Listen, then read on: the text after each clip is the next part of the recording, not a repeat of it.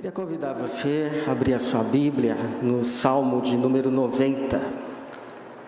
Salmo de número 90, escrito por Moisés. O único salmo de Moisés incluído no Saltério, no livro dos Salmos, Salmo de número 90. Nós vamos ler a partir do versículo de número 1. Salmo 90, a partir do versículo de número 1, vai dizer assim: Senhor, Tu tens sido o nosso refúgio de geração em geração. Antes que os montes nascessem, ou que tivesses formado a terra e o mundo, sim, de eternidade a eternidade, Tu és Deus.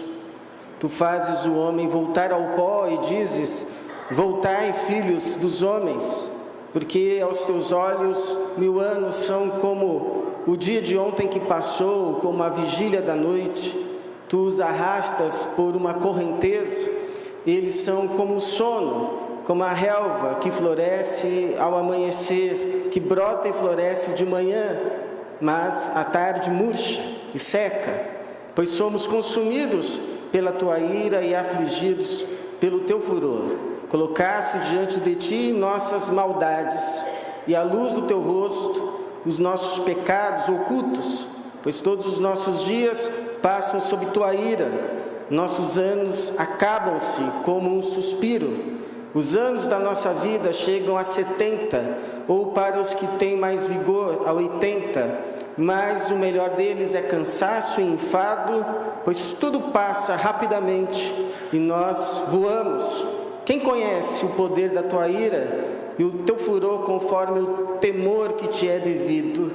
Ensina-nos a contar os nossos dias, para que alcancemos um coração sábio. Nós estamos no primeiro domingo do primeiro mês de 2026. Estamos em janeiro, o primeiro mês do ano. Mas se Deus permitir, se Ele quiser, em pouco tempo estaremos em dezembro. No último domingo do último mês do ano de 2026, e quando chegarmos lá, se chegarmos lá, vamos dizer o que nós costumamos dizer sempre: como passou rápido. Parece que está cada vez passando mais rápido. A gente está em janeiro, num piscar de olhos vamos estar em julho, e daqui a pouco estamos comemorando o Natal.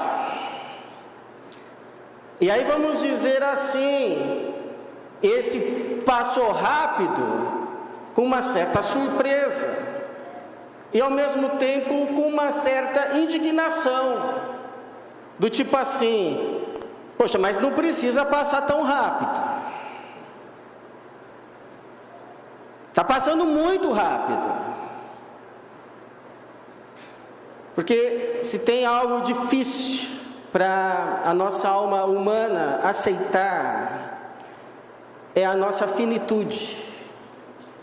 A Bíblia diz que Deus colocou a eternidade no coração do homem, mas nós somos finitos e é-nos difícil aceitar que a nossa vida terrena é breve, é passageira, ela escorre das nossas mãos, e além de ser breve, além de ser passageira, é dura. É dura. A maior parte do tempo a gente está lutando, a maior parte do tempo a gente está resolvendo problemas, a maior parte do tempo a gente está se aborrecendo. A vida não é fácil para ninguém, viu? para ninguém, até porque, devido à nossa natureza caída, ainda que estivermos no topo da montanha, veremos problemas, nos aborreceremos e teremos muito trabalho a fazer. É isso que o Moisés está sentindo, comparando a sua finitude, a finitude do seu povo, que está passando a maior parte da vida num deserto, empoeirado, escaldante de dia, extremamente frio à noite, e ele vê a face das pessoas que um dia tirou do Egito, como eram jovens, como estavam cheias de saúde, cheias de vida, mas um rosto já está enrugado, já está marcado pelo sol, a respiração já está ofegante, as roupas não se desgastaram, o maná não deixou de cair, mas o corpo começa já a sentir as dores, o desgaste da vida. E ele vai dizer então, a partir do versículo de número 9, pois todos os nossos dias passam sob tua ira, nossos anos acabam-se como um suspiro. Os anos da nossa vida chegam a 70, ou para os que têm mais vigor, a 80, era a média de idade ali do povo no deserto. Mas o melhor deles, quem consegue chegar a 70, quem consegue chegar a 80, com exceção do Caleb, o melhor deles é cansaço, enfado, pois tudo passa tão rápido e nós voamos. Quem conhece o poder da tua ira e o teu furor conforme o temor, porque o pecado também faz envelhecer, o pecado também desgasta, o pecado faz a pessoa caminhar por caminhos que encurtam a vida. Então é por isso que ele está dizendo assim, nós aprendemos a te temer na dor, aprendemos a reconhecer que o melhor que podemos fazer é andar debaixo da tua orientação, dos teus mandamentos, porque então estaremos caminhando debaixo do sopro da vida, mas sair de debaixo da tua direção, da tua orientação, por mais interessante que nos pareça, vai nos levar à morte, vai nos levar a sofrimentos desnecessários, a acumularmos dores, a acumularmos cicatrizes, feridas abertas do lado de fora, do lado de dentro. Como disse já um pastor, parece que somos fraturados dentro de nós mesmos. Então ele reconhece, não vale a pena andar num caminho que não seja o teu. Aprendemos a te temer, o temor que te é devido.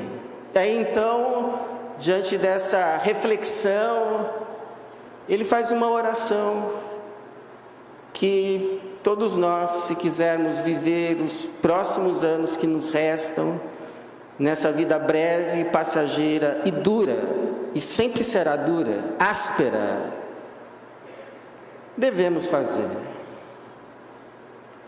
Seremos sábios em fazê-lo.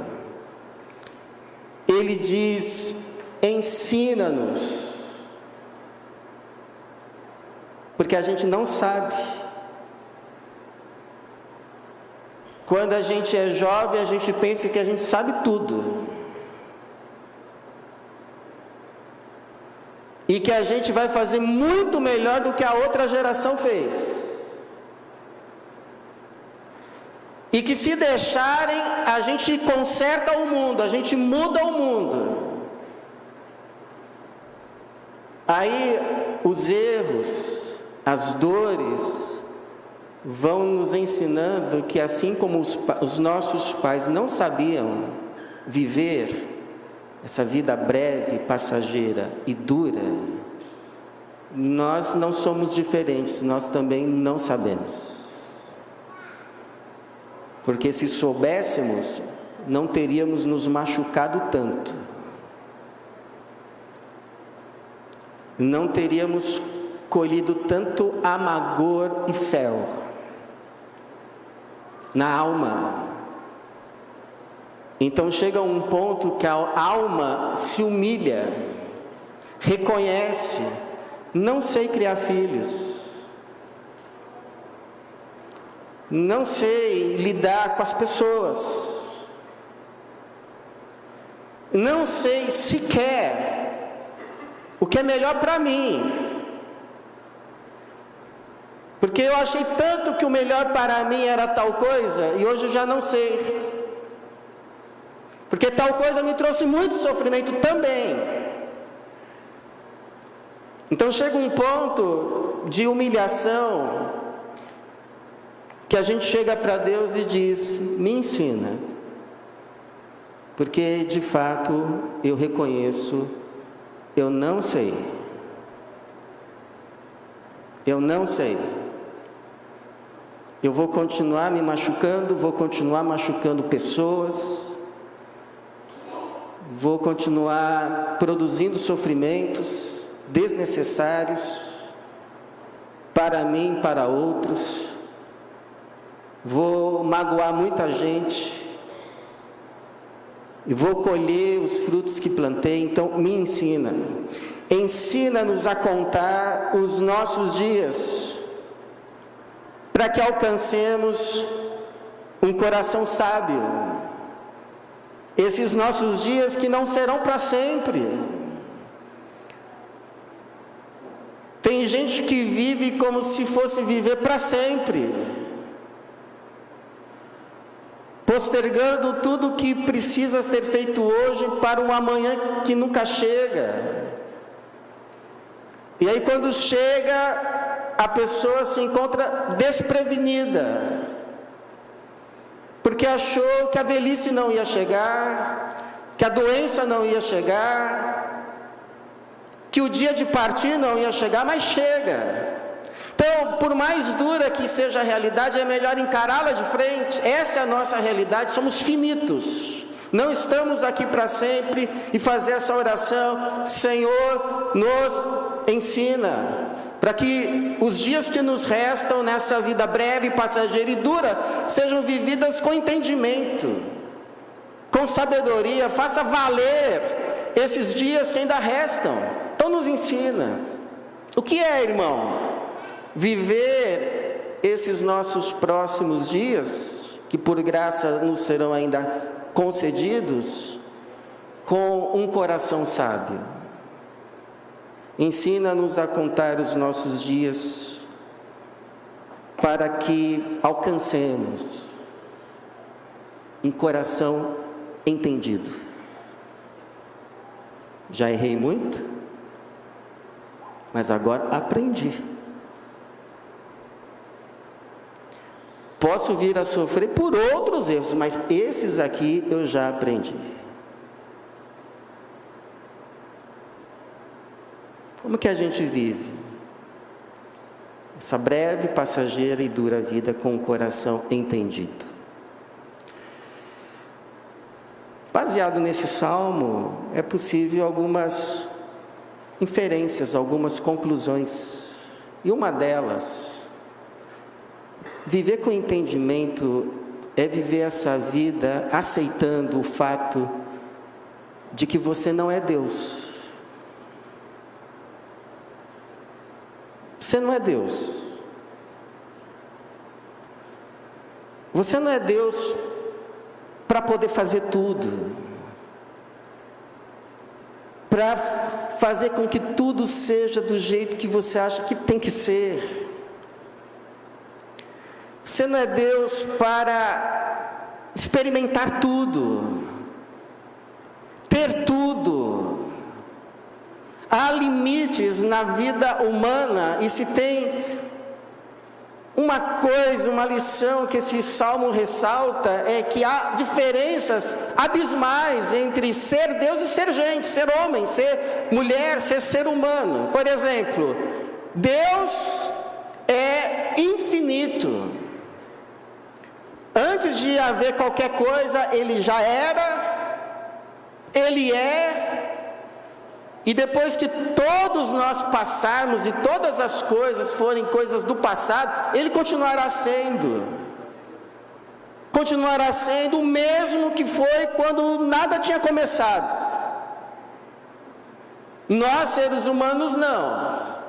Nós temos um começo, um meio e um fim, tanto que o verso 6 vai comparar a nossa vida como a relva que floresce ao amanhecer, que brota e floresce de manhã, mas à tarde murcha. Aquela flor que estava tão bela, tão exuberante. Aí veio o sol, veio o vento, veio a poeira, e ela foi murchando, foi secando, e à noite ela cai. Sou eu e você. Deus não, Deus permanece. Deus é atemporal. Ele não apenas está presente no nosso tempo, mas fora dele, de forma que para Ele tanto faz passado, presente e futuro. Ele vê tudo como uma coisa só, não é afetado pelo tempo. Nós, porém, somos afetados pelo tempo, e o tempo acaba com a gente. O tempo tem os seus efeitos na gente. Por mais que a indústria do cosmético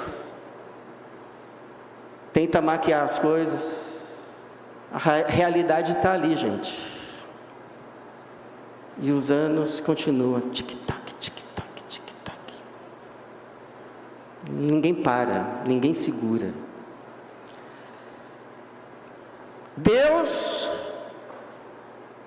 olha só, porque verso 4, aos teus olhos 1000 anos são como o dia de ontem que passou, como a vigília da noite. Não faz diferença para Deus o tempo passar. Para a gente faz. E Deus é onipotente, Ele pode tudo que está de acordo com o seu caráter. De modo que quando Ele diz assim, filhos do homem, ou dos homens, voltem ao pó, não tem quem resista, não tem quem diga não vou, não tem quem diga ainda não. A hora que Deus fala, olha só, versos de número 3, tu fazes o homem voltar ao pó, e dizes, voltai, filhos dos homens. E a gente não tem nada o que fazer, porque a gente é impotente acerca de muitas coisas nessa vida, e uma delas é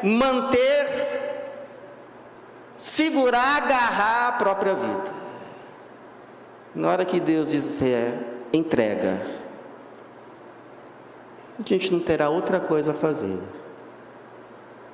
se não entregar. A gente não consegue agarrar, vai ter que entregar. Então, conhecer esses limites, estar consciente desses limites, aceitar esses limites, e viver em harmonia, de acordo com esses limites, é ter um coração sábio. É viver com entendimento. A minha vida tem limites. Essa é a realidade. Querer ultrapassá-los é como ultrapassar aquela linha amarela do metrô. Eu estou colocando tudo em risco.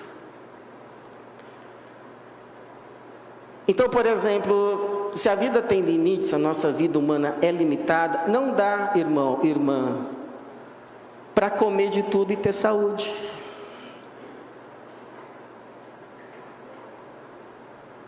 Não dá para falar assim para Deus, Senhor, eu vou em todos os churrascos, vou comer todas as picanhas, com todas as gorduras, mas por favor, eu não quero que afete em nada o meu coração.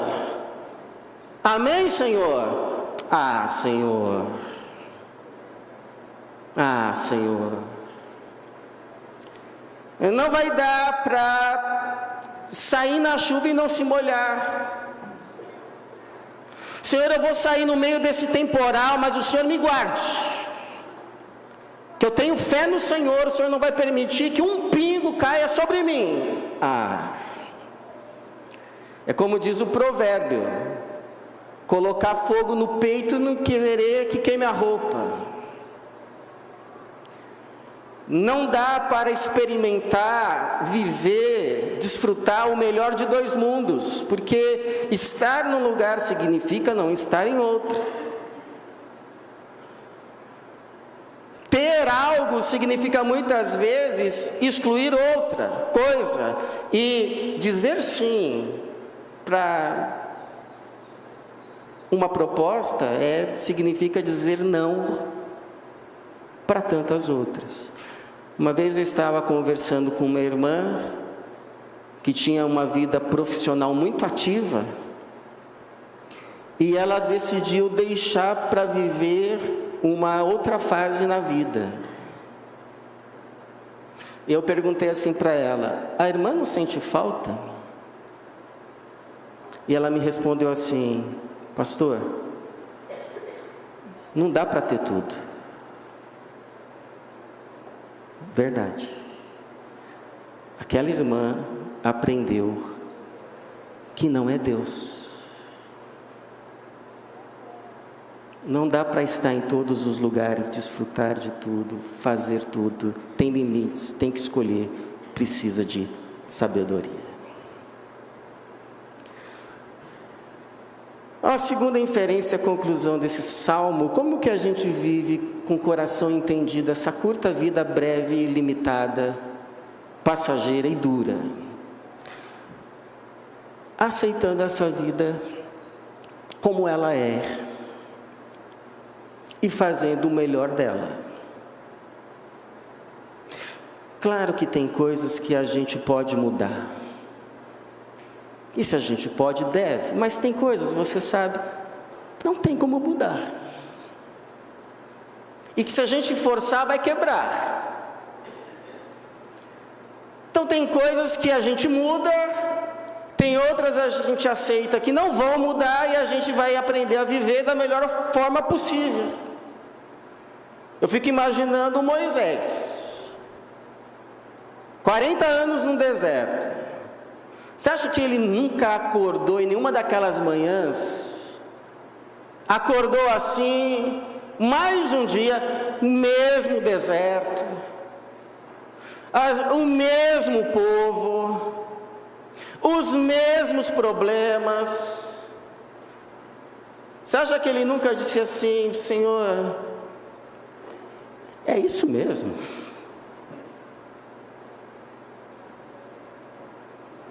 A vida é isso mesmo? Você já alguma vez se perguntou isso? Será que a vida é só isso?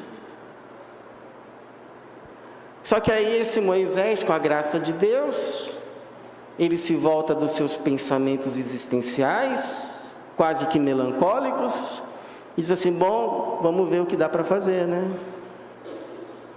Nesse deserto, com esse povo, com a graça de Deus. E aí é nesse deserto que provavelmente ele escreve esse salmo, que é nos dado como herança para a bênção da nossa vida até hoje. É nesse deserto, com aquele povo, que ele escreve os 5 primeiros livros da Bíblia, que é riqueza, herança espiritual. Sem eles não saberíamos o porquê e o motivo da salvação em Cristo Jesus. O Pentateuco, a Torá. E é nesse deserto que ele é usado por Deus para formar aquele povo que existe até hoje. Então, ele acabou se tornando grande, mas não porque buscou coisas grandes. Ele estava num deserto com um povo complicado, mas porque ele aceitou fazer de forma grande até aquelas coisas que lhe pareciam aos olhos, naquele momento, naquele contexto, pequenas. será que ele ia imaginar que esse salmo que um dia ele escreveu ia abençoar tanta gente?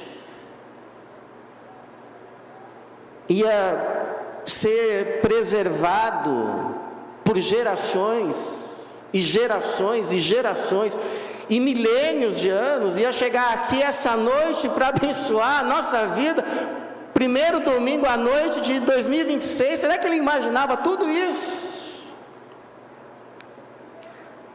Então, ser grande, a grandeza da vida não está nas grandes coisas, mas está em fazer até aquilo que nos parece pequeno,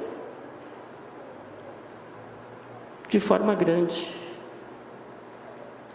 o melhor, se dar, se entregar, como uma semente que se entrega à terra e morre para que floresça e dê frutos.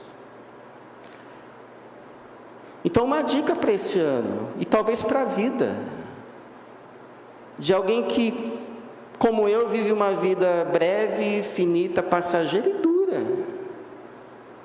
Que tal a gente mudar a chavinha? Em vez de ficar correndo ansioso, angustiado, amargurado, invejando,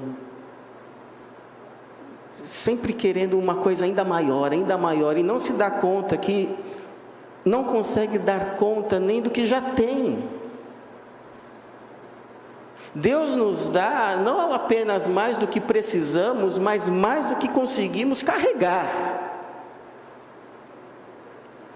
mais do que conseguimos dar conta. E aí, em vez da gente pegar agradecidos essas bênçãos que temos e falar: Senhor, o Senhor me abençoou muito além do que eu consigo carregar, do que eu consigo dar conta, então eu vou me alegrar, vou ser grato, vou fazer o meu melhor com isso que o Senhor tem me dado. Não está bom, eu quero outro, e quero outra coisa, e essa corrida atrás do vento que nunca acaba. E que tal? Não é que você não possa ter mais coisas, que Deus te abençoe, abençoe muito, seus sonhos sejam realizados, suas metas, enfim, todas essas coisas que a gente fala no começo do ano, Deus te abençoe. Mas que tal pensar assim também: eu já tenho bastante, se Deus quiser vou ter mais, mas eu já posso estar contente, ser grato, e fazer isso de forma digna de Deus, que se torna uma bênção para as pessoas que convivem comigo. Por exemplo, Deus está te confiando, são exemplos. Deus está me confiando esse ano uma criança para cuidar. Não sabe matemática, filho? Vamos lá. Vamos ver o que a gente pode fazer. Vou entregar essa criança no final do ano melhor em matemática. Não foi uma criança que Deus confiou a Maria? A José? Olha só. Deus está me dando um ministério. Vamos lá fazer de forma grande, fazer o melhor. Por quê? Porque quem não é fiel no pouco não vai ser no muito. Deus está me dando, não é o emprego dos sonhos, mas, poxa, dá para o mês. Tem gente que não tem para o mês. Então o que eu vou fazer? O meu melhor. O meu melhor, porque foi Deus que me deu e eu vou honrar.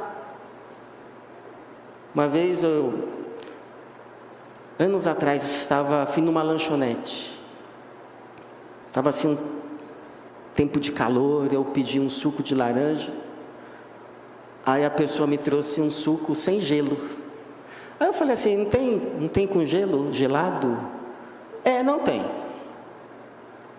Mas uma outra que estava ali, no mesmo estabelecimento, executando a mesma função, ouviu e disse assim, moço, mas tem gelo, se você quiser eu pego. Te pergunto, se mais para frente eu fosse abrir uma lanchonete e precisasse de um atendente, de quem você acha que eu ia lembrar? Se eu fosse o dono da lanchonete, preciso tomar algumas medidas para contenção de custo, corte de gastos, vou ter que despedir um. Quem você acha? Então, não é que a gente vai ver todos os lugares como trampolins para outros, fazer tudo com interesse, mas sabendo dessa realidade que muito do nosso futuro, do amanhã, depende do bem que a gente faz hoje.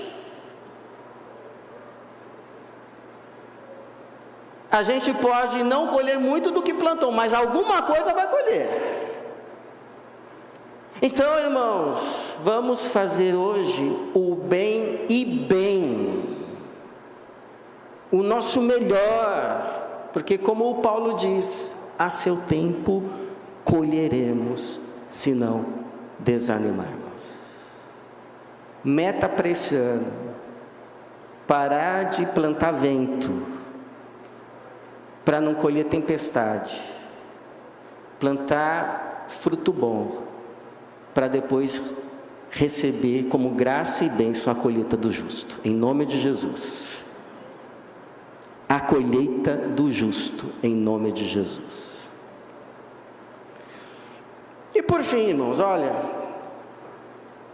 esse salmo aqui nos ensina que nessa nossa vida breve, curta, passageira, dura, o melhor que temos a fazer é caminhar cada dia de joelhos,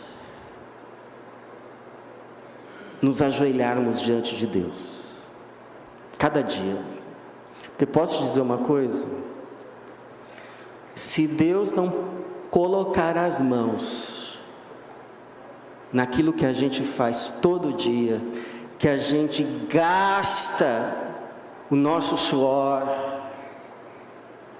gasta os nossos anos, gasta a nossa juventude, gasta o nosso vigor, gasta a nossa vida, se Deus não colocar as mãos, intervir e abençoar, a gente trabalha para o fogo,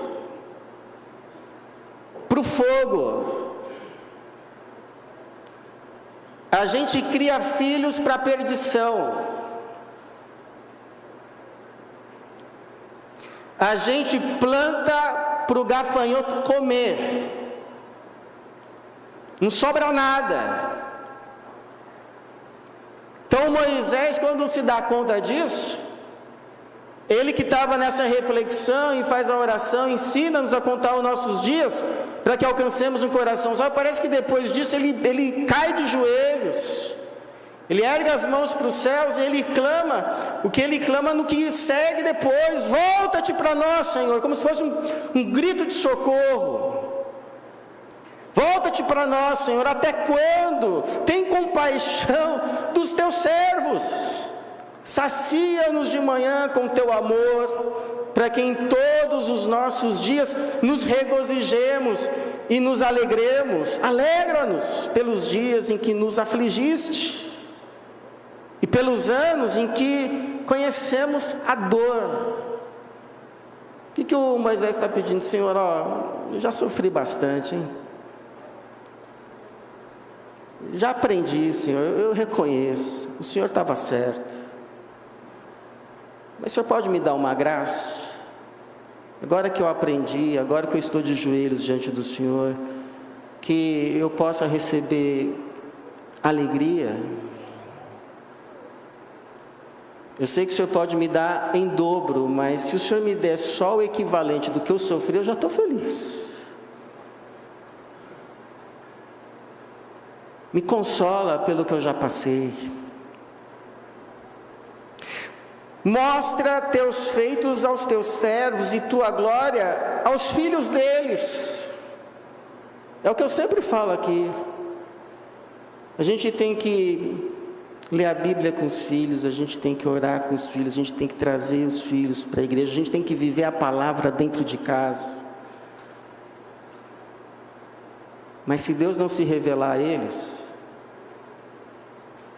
o máximo que eles vão aprender é uma religião. Deus tem que se revelar a eles. Então ore: Senhor, se revela ao meu filho, se revela à minha filha, se mostra para ele, que ele possa perceber que o Senhor é real, que o Senhor existe, que o Senhor é digno de temor, e que o melhor que ele pode, que ela pode fazer, é viver debaixo da sua palavra, para que a sua vida não seja vã. Se revela, é o que ele diz: mostra teus feitos aos teus servos e tua glória aos filhos deles. Seja sobre nós a graça do Senhor, nosso Deus, e confirma sobre nós a obra das nossas mãos. Sim, confirma ou consolida a obra das nossas mãos. Sabe o que o Moisés está pedindo? Está pedindo assim: Senhor, o Senhor sabe já o tanto que eu sofri naquele Egito, o Senhor sabe o tanto que eu sofri nesse deserto, o Senhor sabe o tanto que eu sofro para dar conta dessa obra que o Senhor me encarregou. Então, Senhor, que esse trabalho, o fruto desse trabalho permaneça, não seja para o fogo, não seja para o gafanhoto. E não é que Deus ouviu? Aqui o Salmo 90 para a gente. Aqui os 5 primeiros livros da Bíblia para a gente. Olha lá Jesus que veio. Louvado seja o Senhor. Eu lembro que a gente fazia um trabalho numa comunidade na Penha, e tinha lá, igual tem aqui na igreja, o PEP, que é um trabalho com crianças em idade pré-escolar, etc e tal. E aí veio um grupo de jovens holandeses para ajudar a construir um pequeno prédio que ia ajudar a servir aquelas crianças e aquela comunidade. Eu me lembro que me chamava a atenção é que todas as manhãs eles se reuniam, eles sentavam e ouviam um líder que dizia qual era a porção do trabalho para aquele dia, para cada um. E só depois daquela reunião é que eles saíam para ir fazer. Antes de fazer, tinha que ir lá, sentar, ouvir, ser instruído. A porção é essa. E aí, o resultado é que no final do prazo, o prédio estava levantado e serve aquelas crianças e aquela comunidade até hoje. Então, guardadas as proporções, irmãos, quando antes da gente começar um trabalho, quando antes da gente começar um ano, começar uma nova fase na vida, qualquer coisa, quando antes da gente começar a ir fazer, a gente para, a gente senta-se diante do Senhor, Ele nos orienta, Ele nos instrui, Ele nos esclarece qual é a porção para cada dia, Ele nos anima, Ele nos fortalece, Ele nos abençoa, de forma que o trabalho das nossas mãos se torna uma bênção, não só para nós mesmos, mas para outros e por gerações. gerações. Então, te dizer uma coisa, ainda dá para salvar esse ano. Nós só estamos no primeiro domingo do ano. Ainda dá tempo de salvar 2026 na tua vida. Então ouça, se você ainda não o fez, vá para o teu quarto, fecha a tua porta, desliga esse bendito desse celular e se ajoelha diante do Senhor. E ouça o Senhor. E coloque a sua vida diante do Senhor. Coloque esse ano diante do Senhor. As coisas que estão nas tuas mãos como responsabilidade diante do Senhor. Reconheça, Senhor, eu não sei.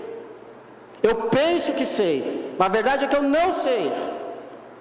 Me ensina a cuidar de tudo isso com coração entendido, coração sábio. O Senhor diz que o Senhor não nega a sabedoria a quem pede, não lança em rosto. Eu te peço, ensina o teu filho, ensina a tua filha. O que vai acontecer? A vida vai deixar de ser breve, passageira e dura? Não, mas Deus vai te ajudar. Para que ela, além de ser breve, passageira e dura, não seja em vão. Por isso, Provérbios 16:3, entrega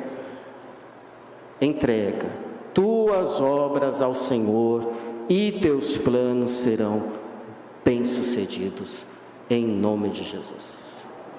Em nome de Jesus, que você entregue as tuas obras ainda hoje ao Senhor,